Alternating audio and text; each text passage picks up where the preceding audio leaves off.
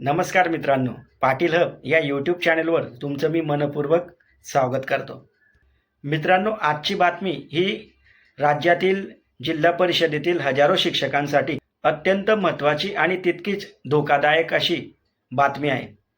कारण मुंबई उच्च न्यायालयाच्या छत्रपती संभाजीनगर खंडपीठाने दिलेल्या एका निर्णयामुळे आता TET नसलेल्या शिक्षकांचा पदोन्नतीवर मोठं प्रश्नचिन्ह निर्माण झालेलं आहे. आणि ही जी माहिती आपण लोकमत वृत्तपत्रात प्रसिद्ध झालेल्या माहितीवरनं आपण ती पाहतोय. तुम्ही स्क्रीनवर सुद्धा पाहू शकताय ती माहिती.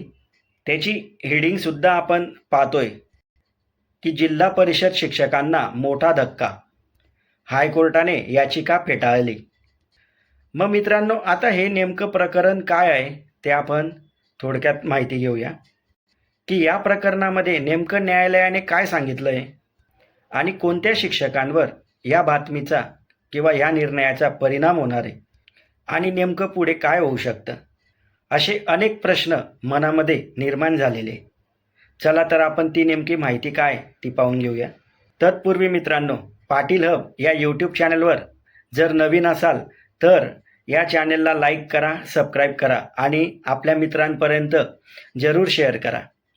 आता ही माहिती आपण सोप्या पद्धतीने समजून घेणार आहोत, त्यामुळे व्हिडिओ शेवटपर्यंत नक्की पहा. मित्रांनो, प्रथम ही बाब ही पदोन्नती संबंधीची बाब आहे. जिल्हा परिषदमध्ये कार्यरत असलेले वरिष्ठ प्राथमिक शिक्षक आणि पदवीधर प्राथमिक शिक्षक यांच्या पदांच्या पदोन्नती प्रक्रियेबाबत किंवा प्रक्रियेमध्ये TET ही आवश्यक मानण्यात आलेली आहे. 3 एप्रिल 2026 रोजी जिल्हा परिषदेच्या शिक्षण अधिकाऱ्यांनी सेवा ज्येष्ठता यादी जाहीर केली होती आणि या यादीमध्ये फक्त TET उत्तीर्ण असलेल्या शिक्षकांनाच प्राधान्य देण्यात आलेलं होतं. मात्र यामध्ये अनेक शिक्षक असे होते ज्यांनी TET परीक्षा दिलेलीच नव्हती. या शिक्षकांनी असा दावा केला की आम्ही इतर सर्व निकषामध्ये पात्र आहे आणि आमच्या सेवांचा आम्हाला अनुभवसुद्धा आहे आणि म्हणून आम्हाला या प्रक्रियेमध्ये संधी द्या. आणि TET प्रमाणपत्र सादर करण्यासाठी सर्वोच्च न्यायालयाने आम्हाला मुदत देखील दिलेली आहे, म्हणून आम्हाला प्रक्रियेमध्ये संधी द्यावी. यासाठी संबंधित शिक्षकांनी मुंबई उच्च न्यायालयाचं जे संभाजीनगरचं खंडपीठ आहे या ठिकाणी याचिका दाखल केली. आणि मग आता महत्त्वाचा मुद्दा म्हणजे न्यायालयाने कोणता निर्णय दिलेला आहे, काय निर्णय दिला आहे. न्यायालयाने या ठिकाणी स्पष्ट सांगितलं, TET किंवा CTET नसल्यास म्हणजे पात्रता नसल्यास शिक्षकांना पदोन्नतीचा कायदेशीर हक्क सांगता येणार नाही, असं स्पष्ट शब्दात खंडपीठाने सांगितलं.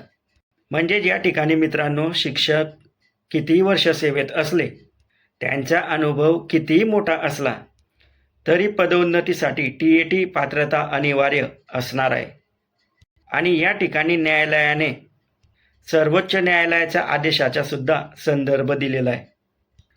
1 सप्टेंबर 2025 रोजी सर्वोच्च न्यायालयाने दिलेल्या निर्णयानुसार जे शिक्षक TET उत्तीर्ण नाहीत त्यांना पदोन्नतीचा अधिकार मिळणार नाही, हे त्या आदेशामध्ये स्पष्ट करण्यात आलेलं होतं.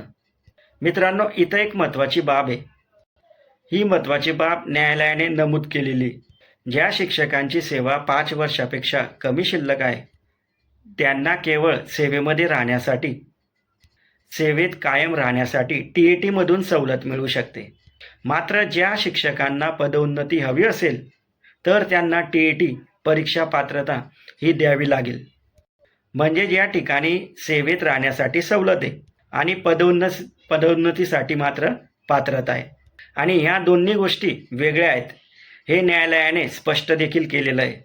आणि यामध्ये आपण बातमीमध्ये पाहू शकतोय की न्यायालयाने म्हणजे संभाजीनगरच्या खंडपीठाने संबंधित शिक्षकांची याचिका फेटाळून लावलेली. कारण 1 सप्टेंबर 2025 पर्यंत शिक्षक पात्रता परीक्षा उत्तीर्ण नसल्याचे स्पष्ट झालेलं आहे किंवा स्पष्ट झालं होतं. मित्रांनो, या निर्णयामुळे राज्यातील अनेक शिक्षकांमध्ये संभ्रम आणि चिंता निर्माण झालेली आहे. कारण अनेक वर्षापासून सेवा देणारे शिक्षक पदोन्नतीच्या प्रतीक्षेमध्ये आहे. मात्र आता TET पात्रता परीक्षा अनिवार्य झाल्यामुळे पुढील पदोन्नतीची प्रक्रिया पूर्णपणे TETवर आधारित होण्याची शक्यता निर्माण झालेली आहे.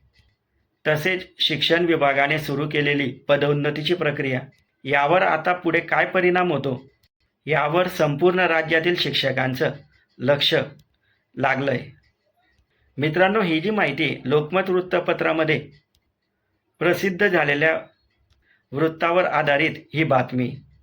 मित्रांनो, तुमच्या शाळेमध्ये याबाबत काय चर्चा सुरू आहे ते कमेंटमध्ये मला नक्की सांगा. आणि हो, व्हिडिओ महत्त्वाचा वाटला असेल तर लाईक जरूर करा, कारण तुमच्या लाईकमुळे मलासुद्धा प्रेरणा मिळते आणि अशाच नवीन नवीन ज्या शैक्षणिक घडामोडी असतील त्या आपल्यापर्यंत लवकरात लवकर मला पोहोचवता येतात. आणि हो, ही माहिती आपल्या शिक्षक मित्रांपर्यंत नक्की पोहोचवा.